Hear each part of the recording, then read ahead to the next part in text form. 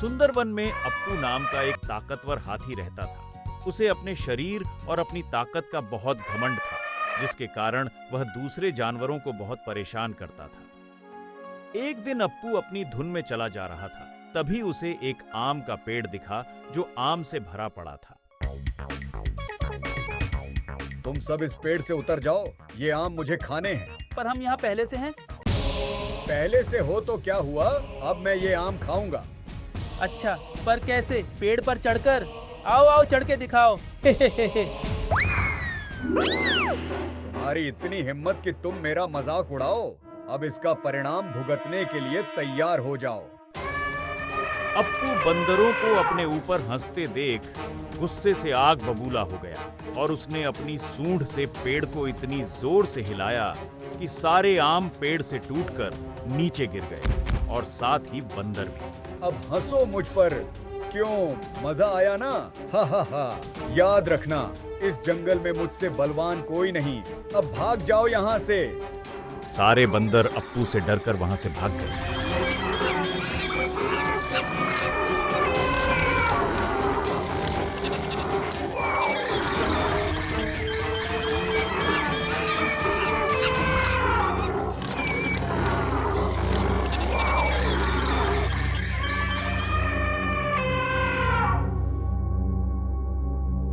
तुम एक मामूली और कमजोर कौवा होकर मुझसे ऊपर कैसे बैठ सकते हो? चलो मेरे सामने सिर झुकाओ। अप्पू, मैं एक आजाद पंछी हूँ, किसी के आगे सिर नहीं झुकाता। अच्छा, तो ये बात है। अभी तुम्हें मजा चखाता हूँ। अप्पू अपने घमंड में मदमस्त होकर बिना कुछ सोचे समझे अपनी सूंड से पूरे पेड़ों को उखाड़कर हवा में फेंक दिया। पर कौवे का बाल भी बांका नहीं हुआ, क्योंकि वह पहले ही उड़ चुका था। हा हा हा। हा हा हा, मूर्ख हाथी, सिर्फ शरीर बड़ा होने से कोई बुद्धिमान नहीं हो जाता। देखा, अपने ही खोदे हुए गड्ढे में गिर गए ना। हा हा हा, अब तुम यहीं दबे रहो, मैं तो चला आसमान की सैर करने। हा हा हा हा। अप्पू हाथी अपना मजाक उड़ने से बहुत गुस्से में था। चलते चलते वह एक नदी के किनारे पहुंचा, जहां कुछ चींटियां अपने लिए खाना जमा कर रही थीं।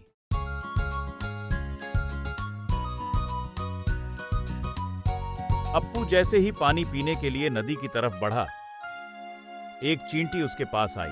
कैसे हो हाथी राजा? मुझे क्या होगा, तुम लोग अपनी चिंता करो। यहाँ नदी किनारे क्या कर रहे हो? तुम्हें पता नहीं, बरसात का मौसम आने वाला है। हम उससे पहले अपने लिए खाना जमा कर रहे हैं, ताकि बरसात में कोई दिक्कत न हो। हा हा हा, मुझे तो बरसात में कोई दिक्कत नहीं होती। हाँ, वो तो है, पर हमें तो तैयारी करनी पड़ती है। क्या तुम हमें अपने ऊपर बिठाकर नदी के उस पार छोड़ दोगे? सुना है वहाँ बहुत अच्छा खाना मिलता है। मैं क्यों तुम्हारी मदद करूं? मैं एक चींटी को अपने ऊपर बैठे नहीं देख सकता। हट जाओ मेरे रास्ते से। क्यों? हमारे वजन से तुम नदी में डूब जाओगे क्या? कहीं तुम्हें इस बात का तो डर नहीं? हाँ हाँ हाँ।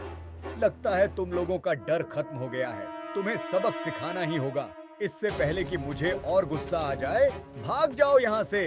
पर हम तो शांति से अपना खाना जमा कर रहे थे, तुम ही बीच में आ गए।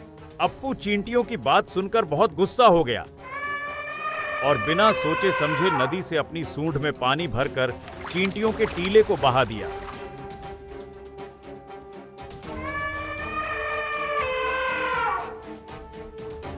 ये तुमने क्या किया अप्पू? हम तो बस थोड़ा सा मजाक कर रहे थे, तुमने तो हमारा घर ही तोड़ दिया। अब हम क्या करेंगे? मुझे जो करना था वो मैंने कर दिया, और तुम क्या करोगे? तुम तो चाहकर भी मेरा कुछ नहीं बिगाड़ सकते। हा हा हा हा। अप्पू वहां से चला गया, पर चींटियां अप्पू की इस हरकत से बहुत गुस्सा हो गईं और अप्पू को सबक सिखाने की ठान ली।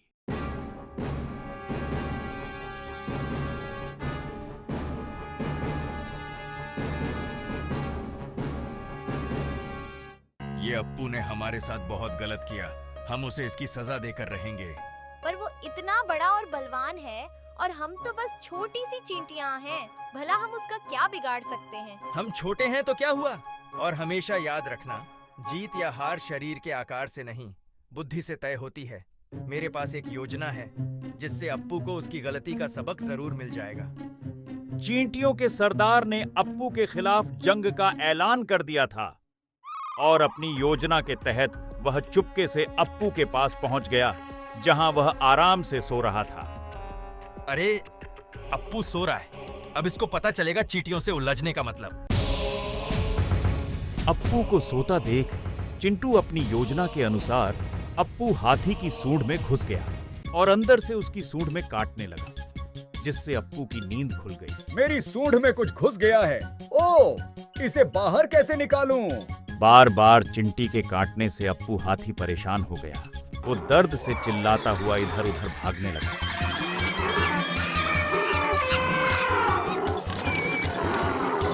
अब मैं क्या करूं? बहुत दर्द हो रहा है।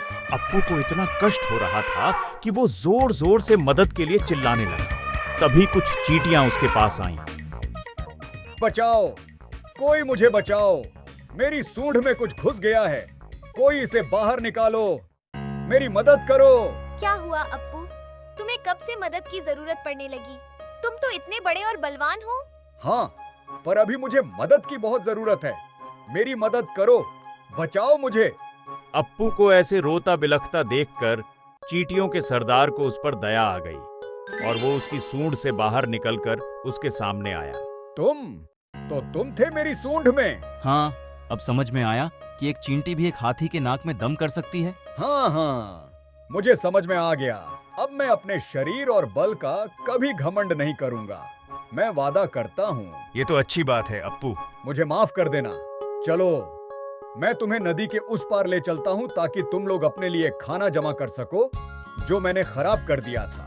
अप्पू को अपना सबक मिल चुका था। फिर उसने चींटियों को खाना जमा करने में मदद की। इसके बाद वह जंगल में सबके साथ अच्छे से रहने लगा।